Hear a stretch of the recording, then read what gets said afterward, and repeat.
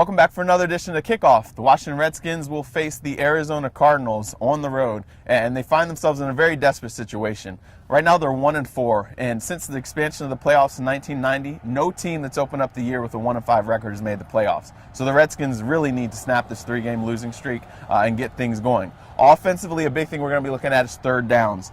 They are 34% on third downs, converting for first downs. That's not good. It's among the worst in the league. And if you can't convert third downs for first downs, you're not going to be able to keep the ball. You're not going to be able to score points. And that's what we're seeing with the Redskins, why they're having trouble with Kirk Cousins. You know, they've got to be able to use Alfred Morris more. And they really have to keep some, pressure off of their quarterback, because this is a very aggressive defense. They show you a lot of different looks, bring a lot of different exotic blitzes. And so the success on first and second down and being able to have some manageable third down situations will keep them from having to be in those third and long situations where the defense can really pin back their ears and go at Cousins. So we'll see if they're able to do that.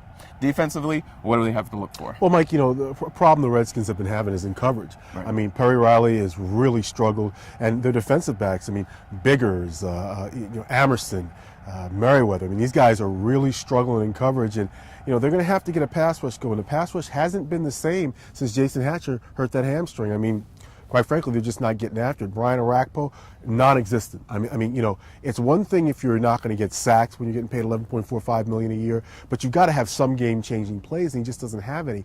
If the Redskins are going to finally break through and get another win, end this 3-game losing streak, and win on the road on top of it, they're going to have to get this pass rush going. Brian Arakpo is going to have to do more, but they have to get this pass rush going.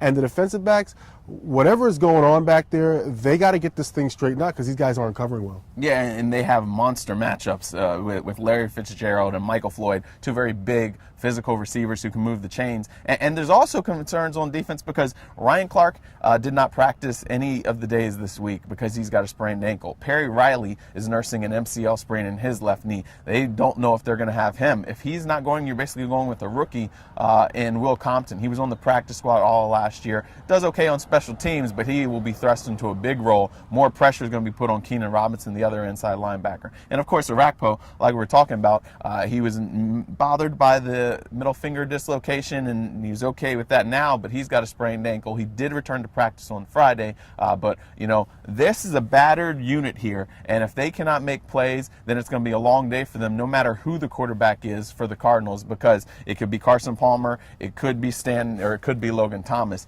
And frankly, if it's Logan Thomas, that's probably the best scenario for the Redskins, right? Right, you would think so. A rookie, a guy who is way down the depth chart. But the Redskins have had problems with rookie quarterbacks in the past, so we'll see what happens there. All right, that's the Kickoff for this week. We'll see you next week.